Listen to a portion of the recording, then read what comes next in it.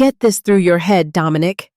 I am your wife, not a jagged piece of furniture you can just shove into a corner to make room for your sister. I slammed my hand onto the marble kitchen island, the sound echoing like a gunshot through our $900,000 open-concept living room. Dominic didn't flinch. He continued sipping his espresso, his arrogance radiating off him in waves. Lower your voice, Valerie. You're being hysterical. Serena is family. She's lost her housing, Nathan is a deadbeat, and she has a 3-month-old baby. It's settled. Settled? By whom? I stepped into his personal space, my eyes burning into his. I pay the lion's share of this mortgage. I designed this house. My name is first on the deed.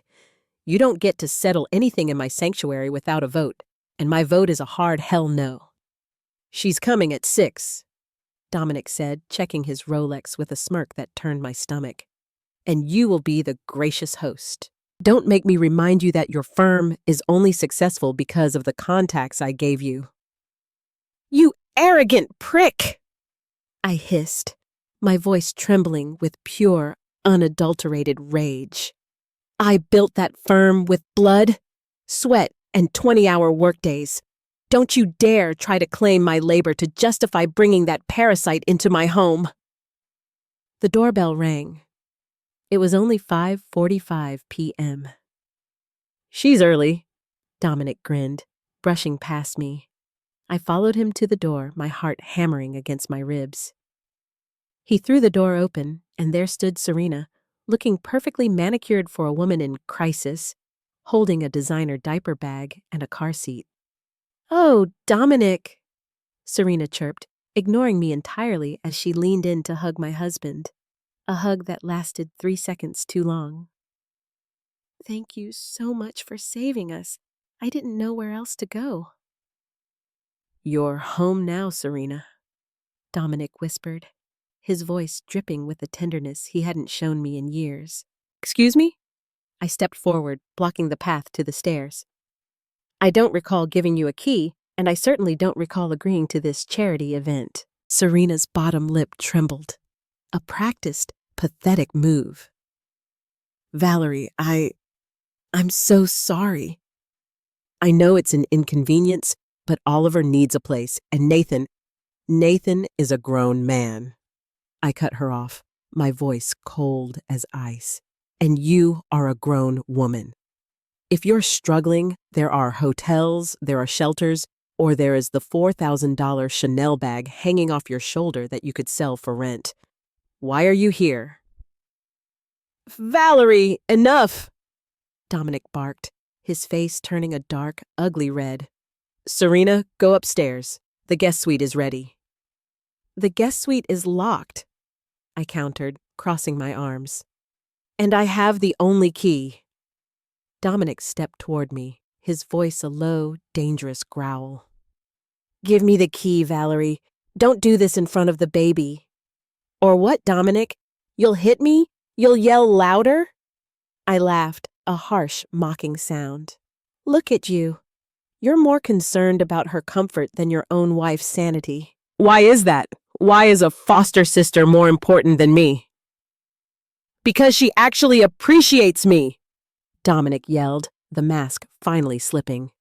She doesn't spend every waking hour criticizing me or working on blueprints. She's a real woman, not a cold-hearted machine like you. The silence that followed was deafening. Serena looked down at her shoes, hiding a smirk that I caught for a split second. A machine? I whispered, the fury in my chest turning into a cold, hard resolve. Fine. If I'm a machine, then watch how efficiently I can dismantle a problem. What is that supposed to mean? Dominic demanded. It means, I said, stepping back to let them pass, that you've made your choice. You brought her in. Now you get to live with the consequences. But don't expect me to play happy family while you burn my life down. I turned and walked toward my office, slamming the door so hard the glass rattled. I wasn't crying. I was calculating. Through the door, I heard Dominic's muffled voice. Don't worry about her, Serena. She'll get over it. Let me help you with your things. You're so good to me, Dominic, Serena's voice cooed. I don't know what I'd do without you. I sat at my desk, staring at the security monitor that showed the hallway. I watched them walk toward the guest room, Dominic's hand lingering on the small of her back.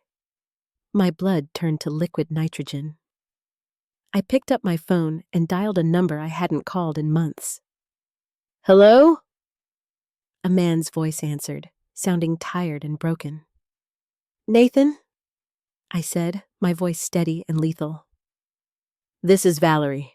We need to talk. And you need to tell me exactly what's going on between your wife and my husband. Nathan is delusional, Valerie. Don't answer his calls. He's looking for someone to blame for his own failures. Dominic stood in the doorway of my home office, leaning against the frame with a calculated air of exhaustion. He had spent the last hour settling Serena and the baby into our guest suite, acting like a weary hero returning from the front lines. The scent of her floral perfume followed him like a bad omen, clashing with the sterile, professional scent of my workspace. I didn't look up from my computer screen. My fingers danced across the keyboard. Though I wasn't typing words, I was deleting his access to my private cloud server. Unstable? That's a convenient label, Dominic.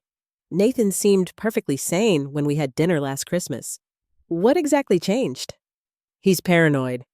He started accusing Serena of things. Impossible things. Dominic said, waving a hand dismissively. Just stay out of it. If he calls you to vent his delusions, hang up. I'm protecting this family, Valerie. I expect you to do the same. Protecting family, I repeated, my voice flat. Is that what we're calling it now?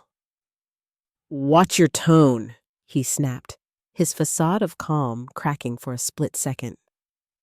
I'm doing a good deed for someone who has no one else. Try to find a shred of humanity beneath that cold, professional exterior of yours. He turned and walked away, his heavy footsteps echoing down the hallway.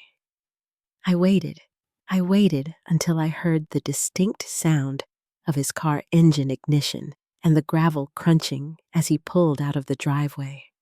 Only then did I reach for my phone. I locked the office door and dialed Nathan. He answered on the first ring, his voice sounding like it had been dragged through broken glass. Valerie, is it safe? He's gone for at least 2 hours, I said, my voice low and lethal. Nathan, I need the truth. Why did Serena really leave? And don't give me the mental health script Dominic is rehearsing. I found the bank statements, Valerie, Nathan choked out. She's been draining our joint savings for over a year. Thousands of dollars funneled into an offshore account I can't touch. But that's not even the worst part. I gripped the edge of my mahogany desk. What's the worst part, Nathan? I took a DNA test, secretly, for Oliver. A sob escaped him. I've been sterile since my surgery 3 years ago, Valerie. I wanted to believe it was a miracle, but it wasn't. The dates, the business trips she took to visit family in your city, it all adds up. I'm not the father. Dominic is. The air in the room felt like it had been sucked out by a vacuum. My heart didn't shatter. It froze. The betrayal was so massive, so grotesque, that it bypassed sadness and went straight to a cold, calculating fury. My husband hadn't just brought his sister into our home. He had moved his mistress and his secret child into the house I paid for. Nathan, I said, my voice steady enough to cut steel. Do not confront them. Do not tell a soul. If they think they've won, they'll get sloppy. I'm going to make sure they regret the day they thought I was a fool to be exploited. What are you going to do? I'm an architect, Nathan. I know exactly how to dismantle a structure so that it collapses on the people inside. Just wait for my signal. I hung up and walked into the kitchen, my blood humming with a new dark energy. I found Serena there, draped over the kitchen island. She was wearing one of Dominic's white button-down shirts, and absolutely nothing else. She was sipping from my favorite crystal glass, a triumphant smirk playing on her lips. "Oh, sorry, Valerie," she chirped, her eyes scanning me with mock pity. "I didn't hear you come in. Dominic told me to make myself at home. He said I should treat everything here like it's mine." I didn't flinch. I walked straight into her personal space, forcing her back against the counter until the glass in her hand rattled. I am 4 inches taller than her, and I used every bit of that height to loom over her like a predator. "Rule number 1, Serena," I whispered, my voice a jagged blade. "Put some clothes on. If I see you in my husband's shirt again, I will drag you out of this house by your hair. Dominic doesn't own this deed. I do. This isn't your home. It's my territory, and you are a stray I haven't decided to kick yet." The innocent mask Serena wore crumbled, revealing a flash of pure, venomous malice. "Dominic wouldn't let you touch me. He loves me more than he ever loved a machine like you." "Then he can love you on the sidewalk?" I countered. "Try me. I have enough fire to burn this entire charade to the ground, and you're standing right in the center of the brushwood." I brushed past her, making sure to shoulder her hard. I went back to my desk and opened a new spreadsheet. Project title, total liquidation. The war hadn't just begun. It was already over. They just didn't know it yet. The house felt like a tomb, despite the high-pitched wailing of the baby and the conspiratorial murmurs from the guest suite. Every time I walked past that door, my skin crawled. They were in there, playing happy family with my money and my life, banking on the idea that I was too analytical to see the filth under my own roof. "Valerie, honey, have you seen my silver cufflinks?" Dominic shouted from the bedroom. I leaned against the doorway, watching him sift through his jewelry box with practiced frustration. "The ones Serena gave you for your promotion last year? Check the suit you wore to her apartment last weekend, Dominic. You know, the one you said you were wearing to a late-night board meeting." He froze, his back stiffening. "What is that supposed to mean?" "Just a suggestion. You've been so forgetful lately." I flashed a sharp, predatory smile. "Maybe it's the lack of sleep from having a newborn in the house. It's a lot of responsibility for a brother." He narrowed his eyes, his voice dropping an octave. "You're being incredibly passive-aggressive. If you have something to say it." "Oh, I'll say it when I'm ready," I whispered, grabbing my keys. "By the way, I'm heading out. Client meeting. Don't wait up." I didn't have a meeting. I sat in my car 2 blocks away until I saw Dominic's SUV pull out. The moment they were gone, I slipped back inside. My heart hammered a frantic rhythm as I headed straight for the guest suite. It smelled of baby powder and Serena's cloying, cheap floral perfume. I went through her designer bags first. $4,000 for a tote, yet she was homeless. Hidden deep in the lining of a suitcase, I found it, an old iPhone. I tried the passcode, 0812, our wedding anniversary. The screen swiped open, and my stomach did a violent flip. The photo gallery was a chamber of horrors. Hundreds of photos. Dominic holding the baby in the hospital, looking at Serena with the devotion he had never shown me. Videos of them in the park, laughing, acting like a blissful couple. Then, the messages. "Serena, He looks just like you, Dom. I can't wait until we don't have to hide. Dominic. Soon, baby. Valerie is distracted. I'm slowly draining our joint investment account. Once I have enough, I'll file for divorce and claim she's been emotionally abusive. We'll have the house, the money, and each other. Serena. I hate sharing you with that ice queen. Make sure she loses everything. I stood in the center of the room, the phone shaking in my hand. They weren't just cheating. They were planning to annihilate me. They wanted to turn me into the villain so they could play the victims in the house I paid for. You pathetic, disgusting cowards, I hissed. I spent the next hour photographing every message and bank transfer. I uploaded everything to a secure cloud and emailed the zip file to Nathan with a simple subject line: the evidence. I heard the garage door groan. They were back. I scrambled into my office, throwing myself into my chair just as the front door creaked open. Valerie? I thought you had a meeting, Dominic asked, appearing in the doorway. Serena stood behind him, clutching the baby, her eyes darting toward the hallway. She sensed the shift in the air. The client canceled, I said, my voice remarkably steady. But it's just as well. I've been doing some thinking about our future. I've decided to make some major renovations this week. Dominic relaxed, a smug grin touching his lips. Good. I'm glad you're finally coming around to the idea of family.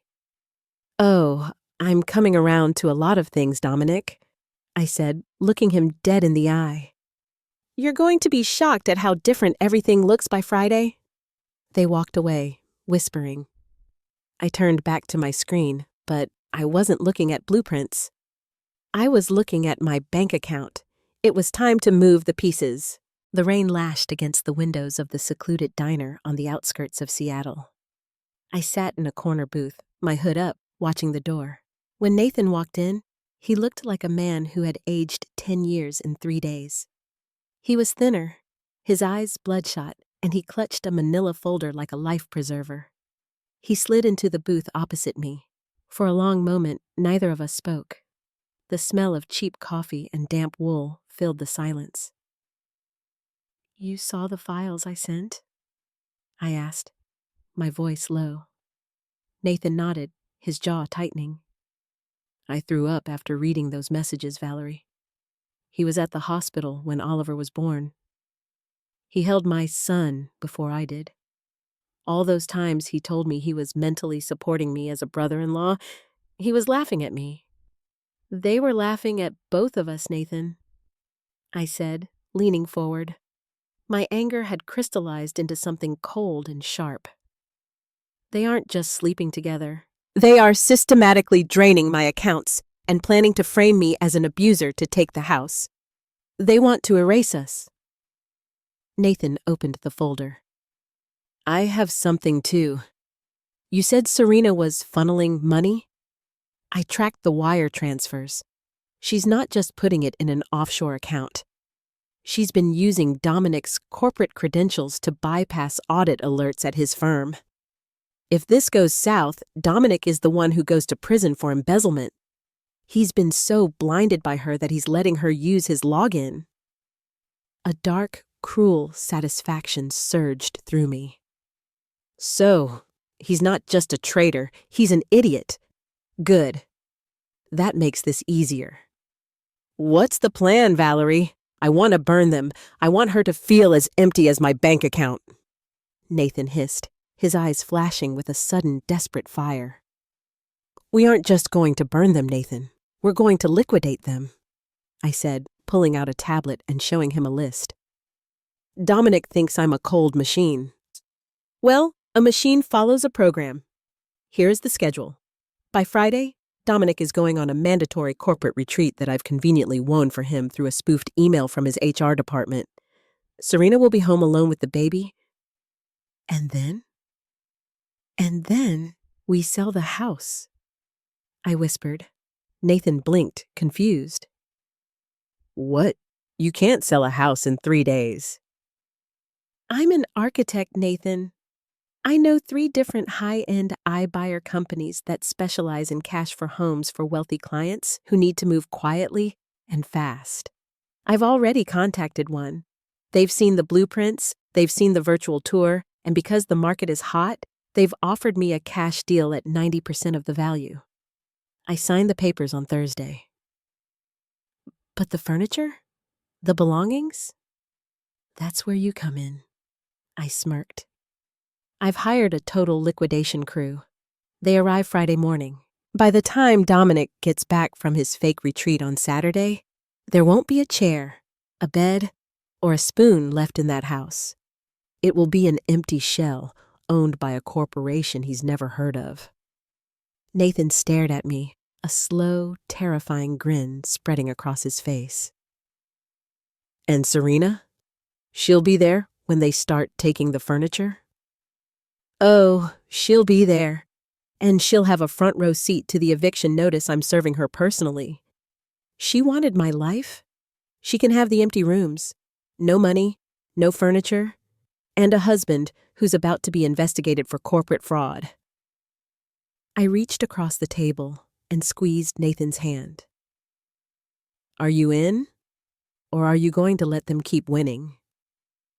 Nathan gripped my hand back, his knuckles white. I'm in. Tell me what I need to do.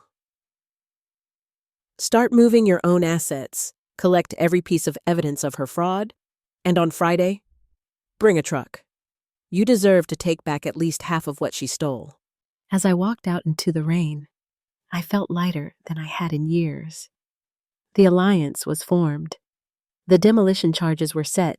All I had to do now was wait for the clock to run out. You look stressed, Valerie. Maybe you should take a spa day. Use the joint credit card. I won't mind. Dominic's voice was oily with the newfound fake generosity. He was leaning against the kitchen island, watching Serena feed the baby with a look of paternal bliss that made my skin crawl. He thought he was winning. He thought he was successfully sedating me with crumbs of kindness while he emptied the pantry of my life. A spa day? How thoughtful, Dominic, I replied, not looking up from my tablet. But I have a better idea. I've actually been looking into our joint investments. You know, the ones that seem to be shrinking faster than a cheap sweater in a hot dryer? Dominic's posture stiffened. Behind him, Serena stopped humming. The market is volatile, Val. I told you that, Dominic said, his voice tightening. I'm handling it. You focus on your blueprints. Oh, I am focusing, Dominic, very clearly. I stood up and walked toward them. I didn't look at him. I looked at Serena. She was wearing a new diamond necklace, one I hadn't seen before. It was delicate, expensive, and bought with my money. That's a beautiful piece, Serena, I said, reaching out to touch the cold metal. She flinched. Is that a thank you gift from Nathan? Or did Dominic find another way to support his sister? It was a gift from our mother, Serena lied, her eyes darting to Dominic. Right. The mother who lives in a state-funded nursing home. She must be very frugal. I smiled. Anyway, Dominic, check your email. Your firm sent a notification about that leadership retreat in the San Juan Islands. It starts Friday morning. It's a huge opportunity. You've been selected as a keynote speaker. Dominic's eyes lit up. His vanity was his greatest weakness. A keynote speaker? They didn't mention that to me yesterday. It was an emergency change in the itinerary. They sent the confirmation to our home email. You should pack your best suit. You'll be gone until Sunday afternoon. I should go, Dominic said, already mentally rehearsing his speech. Serena, will you be okay here with the baby? She'll be fine, I answered for her, my voice as sharp as a razor. I'll be here to make sure she has everything she deserves, so. The moment Dominic retreated to the bedroom to pack, I went to my office and locked the door. I had work to do. I opened the project liquidation spreadsheet. I had already secured a cash offer from a corporate buyer for the house. The closing was set for Thursday at 4 p.m. electronically. Next, I called the estate liquidators. Yes, Friday morning at 8 a.m. sharp, I told the manager. Everything goes, the furniture, the appliances, the rugs, even the curtains. If it's not bolted to the floor, I want it sold or hauled away. I've already sent you the inventory and the digital key code. And the occupants, ma'am? The manager asked. There will be one woman and an infant. If she interferes, show her the signed liquidation contract and call the police. I will have a private security detail there to assist with the transition. I hung up and checked my private bank account. I had already moved my personal earnings into a new, shielded trust. Now, for the final blow. I logged into the joint investment portal. Dominic had moved $150,000 into a sub-account for Serena. With a few clicks, I initiated a total reversal based on unauthorized fraudulent activity, attaching the screenshots of Serena using Dominic's credentials. By the time the bank's fraud department finished their investigation, both of their accounts would be frozen solid. I leaned back in my chair, the silence of the house amplified by the storm brewing outside. 72 hours, I whispered. In 72 hours, Dominic would be on a ferry to nowhere. Serena would be sitting on a bare floor in an empty house she didn't own, and I would be miles away with a check for $500,000 in my pocket. I wasn't just counting the cost of their betrayal anymore. I was counting the profit of my freedom. The air in the house was thick with the scent of deception. But for the first time in months, I wasn't the one suffocating. I sat at the dining table on Thursday evening, picking at a salad while Dominic and Serena shared a bottle of expensive Cabernet, a bottle I had bought to celebrate our 8th anniversary. "You're sure you don't mind me being gone all weekend, Val?" Dominic asked, his voice dripping with mock guilt. He was already wearing his Executive of the Year persona, his bags packed and sitting by the door. "Not at all, Dominic," I said, swirling the water in my glass. "In fact, I think a little distance is exactly what we need. You've worked so hard for this leadership retreat. You deserve the recognition." Serena giggled, her eyes meeting Dominic's over the rim of her glass. "I'll miss you, big brother, but Valerie and I will have some much-needed bonding time, won't we?" I looked at her, really looked at her. She was wearing a silk robe that belonged to me, her feet tucked under her on my Italian leather sofa. She looked so smug, so certain that she had successfully stolen the throne. "Oh, we'll bond, Serena," I said, my voice steady. "I have a very special day planned for us tomorrow. It's going to be transformative." "That sounds lovely," she chirped, oblivious. After they finished their wine and retreated to their respective rooms, or so they thought, I went to my office. My phone buzzed. A text from Nathan. "The truck is ready. I have the storage unit in my name only. See you at 8 a.m. I didn't sleep. I spent the night systematically wiping my personal computer, packing my essential documents into a single briefcase, and watching the security cameras. At 5 a.m., Dominic kissed Serena goodbye in the hallway, a kiss that was far from brotherly, and hauled his suitcases to the SUV. I watched from the window as his taillights vanished down the driveway. He was headed for the ferry terminal to catch a boat to a retreat that didn't exist, at a resort that had no record of his reservation. The moment he was gone, I felt a surge of adrenaline. It was 6 a.m. I walked into the kitchen and began making the strongest pot of coffee I'd ever brewed. At 7:30 a.m., Serena emerged, looking disheveled and annoyed by the early morning light. "Why are you up so early?" she grumbled, reaching for the coffee pot. "The renovators are coming, Serena," I said, leaning against the counter. "Renovators?" Dominic didn't say anything about that. Dominic isn't in charge of the maintenance schedule. I am. I took a slow sip of my coffee.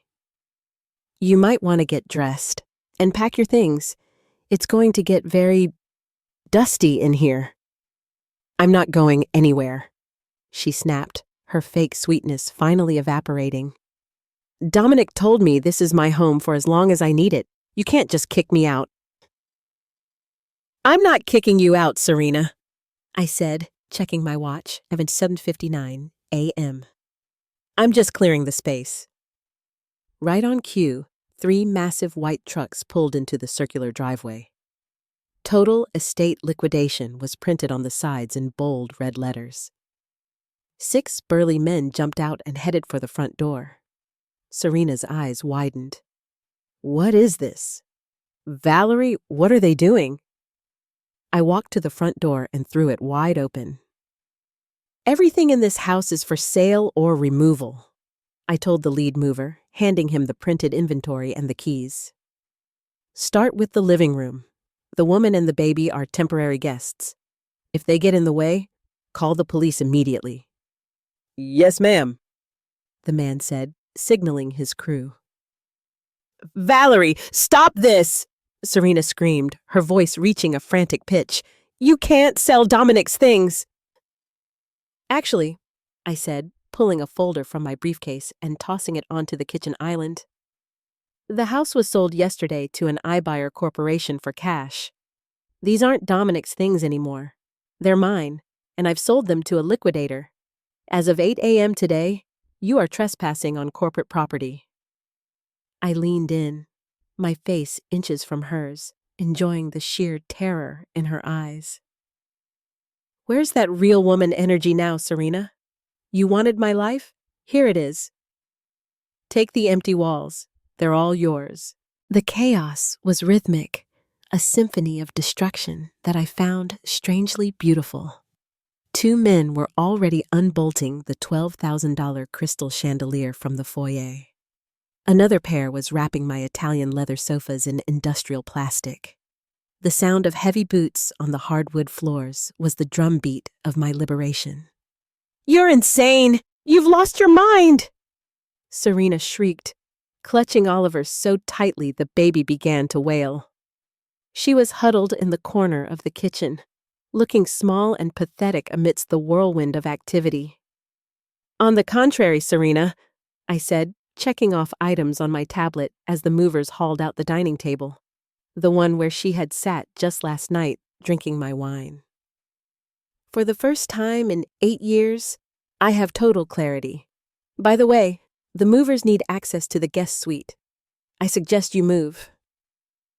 I'm calling Dominic, she cried, her hands shaking as she fumbled for her phone. Go ahead, I invited, leaning against the bare kitchen wall. But the San Juan Islands are notorious for dead zones. And even if he answers, what's he going to do? Teleport? He's 3 hours away on a ferry ride to a ghost reservation. She dialed frantically. I watched her face fall as the call went straight to voicemail.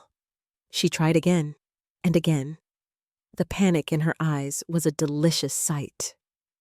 He's not answering, she whispered, her voice cracking. Funny how that works, I mused. Now, out of the way, they're taking the refrigerator next. Nathan pulled into the driveway then. He didn't come in a sleek SUV. He came in a massive, dented moving truck. He walked through the front door, his face a mask of cold determination. When Serena saw him, she let out a gasp of pure terror. Nathan? What are you doing here? I'm taking back my life, Serena, Nathan said, his voice low and steady. He walked past her as if she were a ghost and started pointing at the high-end electronics and the art pieces. That's mine. Bought with my bonus. That's mine too. And those belong to the bank you robbed. Nathan, please, think about Oliver, she begged, trying to use the baby as a shield. Nathan stopped and looked at the child. A flicker of pain crossed his face, followed by a hardened resolve. I am thinking about him. I'm thinking about how his mother is a thief and his father is a fraud. Valerie, do you have the paperwork? I handed him the signed authorization. It's all yours, Nathan. Whatever isn't on the liquidator's list is fair game. The next 2 hours were a blur of movement. My house, the one I had meticulously designed, the one I had filled with perfect things to hide a hollow marriage, was being hollowed out for real. The walls were starting to show the ghosts of where paintings used to hang. The echoes were getting louder. Serena was forced to move from room to room, clutching her diaper bag like a life raft as the furniture vanished around her. When they took the bed from the guest suite, she sat on the floor, weeping. "You can't do this to a baby," she sobbed. "I didn't," I said, looking down at her. "Your choices did. You chose to sleep with a married man. You chose to steal from your husband. You chose to move into a house where you weren't wanted. I'm just the one turning out the lights." A man in a suit walked in, the representative from the iBuyer Corporation. He looked around the emptying shell of the house and nodded to me. "Everything looks in order, Ms. Valerie. The final wire transfer for $540,000 has been initiated. It should hit your account within the hour. Here is the official notice to vacate for any remaining occupants." He handed me a legal document. I smiled and tucked it into the pocket of Serena's silk robe, the one she was still wearing. "Consider this your new lease, Serena," I said. "You have exactly 4 hours before the locks are changed and the security system is reset. After that, the police will be called for trespassing." I turned to Nathan, who was loading the last of his crates into his truck. "You got everything?" "Everything that matters," he said, shaking my hand. "Where are you going?" "To a place where nobody calls me family, unless they mean it," I replied. I took one last look at the living room. It was empty. The sun was streaming through the windows, hitting the dust motes dancing in the air. For the first time, the house didn't feel like a prison. It just felt like a box. And I was finally outside of it. By 3 p.m., the house was a cavern of echoes.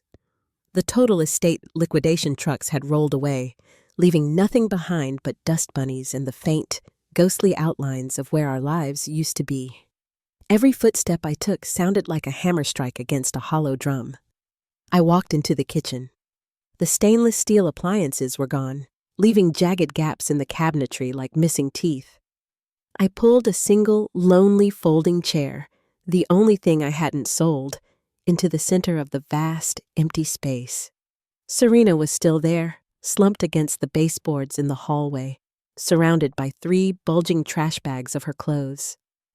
Oliver was finally asleep in his portable carrier, oblivious to the fact that his world had been dismantled. "The wire hit," I said, my voice bouncing off the bare walls. $500,000, Serena. It's sitting in a trust you'll never touch." Serena looked up, her face a mask of blotchy red skin and dried salt. The pretty sister was gone. In her place was a panicked stranger. "Dominic will kill you. When he finds out you sold his heritage, his home, he will ruin you." "With what? His empty bank accounts?" I laughed, the sound sharp and cold. "I checked the joint investment logs an hour ago. The bank froze everything due to suspicious activity. They're already flagging the transfers you made using his credentials. He's not going to ruin me, Serena. He's going to be too busy trying to stay out of federal prison for embezzlement." I pulled a small brown paper bag from my briefcase. I set it on the floor in front of her. "What's that?" she whispered. "Dinner," I said. 2 cheeseburgers from the drive-thru down the street. Consider it your final supper in this house. I didn't want you to say I wasn't hospitable." She stared at the bag like it was a bomb. "Why are you doing this? You had everything. You had the career, the house, the husband. Why couldn't you just let us have our little bit of happiness?" I stood up, my shadow stretching long and dark across the floor. Because your happiness was built on my bones, Serena. You didn't just want Dominic. You wanted my status. You wanted my money. You wanted to sit in my chairs and sleep in my bed while I worked myself to death to pay for it all. You mistook my silence for weakness. That was your first mistake. Your second was thinking I was a machine that didn't feel the sting of being played for a fool. The front door creaked open. Nathan walked in one last time. He wasn't carrying anything. He just looked at the empty space and breathed in the scent of sawdust and cold air. "The locks are being changed in 30 minutes, Valerie," Nathan said, his voice devoid of emotion. He looked at Serena, then at the baby. "The car is out front. I'll take you to a motel, Serena, for the sake of the kid. But that's it. Tomorrow, I file for a contested divorce and a custody hearing based on the evidence of your fraud. Nathan, please." Serena started to crawl toward him. "Don't!" he barked, and for the first time, he looked as dangerous as I felt. "I've spent 2 years being the stable one while you and Dominic laughed at me. I'm done. Get your bags." I watched them, the fallen mistress and the man she had broken. It wasn't a happy ending, but it was an honest one. "Wait!" I called out as Nathan reached for her bags. I walked over to Serena and reached into my pocket. I pulled out the old iPhone I had taken from her room, the one filled with the evidence of her betrayal. I dropped it into the bag with the cheeseburgers. "Keep it," I said. "You'll need it to remember the good times when you're explaining to the judge why you stole thousands of dollars from your husband's firm." I turned my back on them and walked to the massive floor-to-ceiling windows. The sun was dipping below the Seattle skyline, painting the sky in bruises of purple and gold. I heard the front door close. I heard the lock tumble as the locksmith began his work. I was alone in the shell of my old life. No furniture, no husband, no family. I took a deep breath. The air didn't smell like Serena's perfume anymore. It smelled like nothing, and nothing felt like a very good place to start. The locksmith handed me the new set of heavy brass keys. "All done, ma'am. Every entrance is secured, and the digital pad has been wiped. No one is getting in here without a sledgehammer." "Thank you," I said, sliding the keys into my pocket. I stood in the center of the foyer. The house was no longer a home. It was a product. By tomorrow morning, the corporate cleaning crew would arrive to scrub away the last traces of our 8-year marriage, and by Monday, a new family would likely be moving in. To them, this was a fresh start. To me, it was a crime scene that had finally been processed. My phone vibrated in my hand. It was a call from a number I had blocked, but the voicemail transcription popped up instantly. It was Dominic. "Valerie, what the hell is going on? I'm at the resort. There's no retreat. The front desk says there's no reservation. I've been calling the office, but my credentials aren't working. Answer your damn phone." I didn't answer. I deleted the message. 10 minutes later, another one. "I just tried to use the corporate card for a rental car. It was declined. Val, if this is some kind of sick joke because of Serena, you've gone too far. I'm catching the next ferry.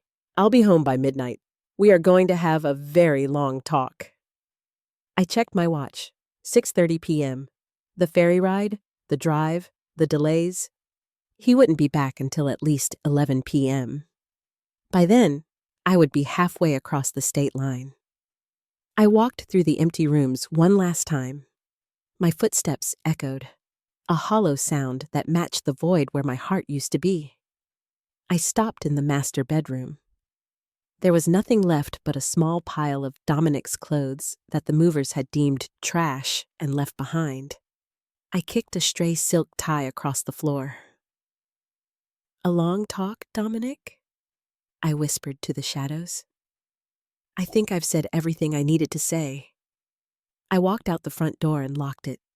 I didn't look back. My car was packed with the only things that mattered: my passport, my professional portfolio, a few suitcases of clothes, and the legal folder containing the $540,000 wire confirmation. I drove to a small, nondescript airport hotel near SeaTac. I had no intention of staying in Seattle. I had already signed a lease on a penthouse in Chicago, a city where the buildings were taller, the winters were harsher, and no one knew the name Valerie as anything other than a powerhouse architect. I checked into my room and opened my laptop. It was time for the final broadcast. I logged into Dominic's company email one last time, using the bypass Nathan had provided. I drafted a blind copy email to the entire board of directors, the HR department, and his top 3 clients. Subject: personal disclosure and resignation. To whom it may concern, please find attached the documentation of corporate fund embezzlement and unauthorized access to secure accounts by Dominic and his associate, Serena. I am also attaching DNA evidence and personal correspondence that highlights the severe ethical breaches occurring within the firm's leadership. I can no longer, in good conscience, remain silent. I hit send. The send button felt like a detonator. In an instant, the email hit over 50 inboxes. By Monday morning, Dominic wouldn't just be homeless, he would be a pariah. His contacts, his career, and his reputation, the things he used to belittle me, were now digital ash. I shut the laptop and leaned back against the headboard. My phone began to blow up.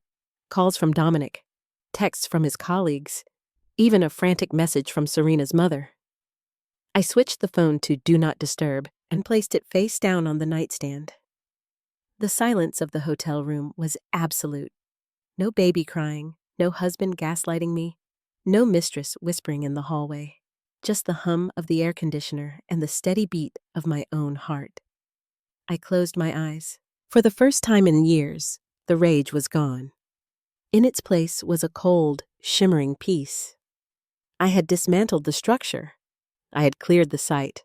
Tomorrow, I would start building something for myself.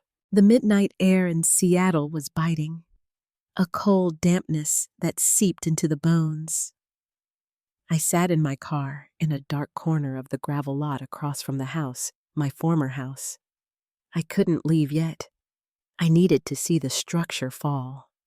At 11:15 p.m., Dominic's SUV roared into the driveway.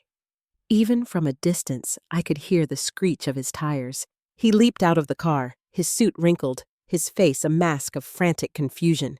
He ran to the front door and jammed his key into the lock. It didn't turn. He tried again, bracing his shoulder against the oak frame, twisting the handle with a desperate violence. "What the hell?"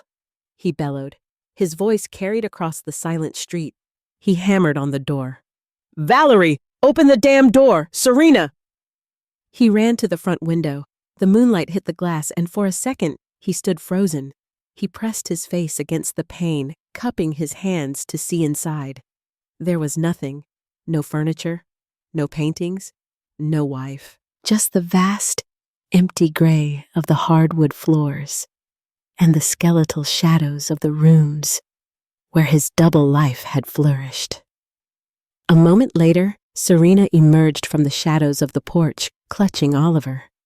She had been waiting at the motel Nathan took her to, but she had clearly come back, hoping to intercept Dominic. When he saw her, he didn't move to hug her. He grabbed her by the shoulders, shaking her. "Where is everything, Serena? Where is my stuff? Where is the money?" "She sold it, Dominic!" Serena wailed, her voice a thin, pathetic reed in the wind. "She sold the house. She sold the bed. She sold everything. Nathan took my car keys. We have nothing. She can't sell the house. I live here." Dominic screamed, his ego refusing to accept the reality of a deed. He grabbed his phone, likely trying to call the police, but he stopped. He stared at the screen. The emails had hit. The notifications from his bank, his boss, and his partners were likely flooding in like a digital tidal wave. I watched as his knees buckled. He sank onto the cold stone steps of the porch he no longer owned, his head in his hands. Serena stood over him, still crying, still holding the baby that was the living evidence of their ruin.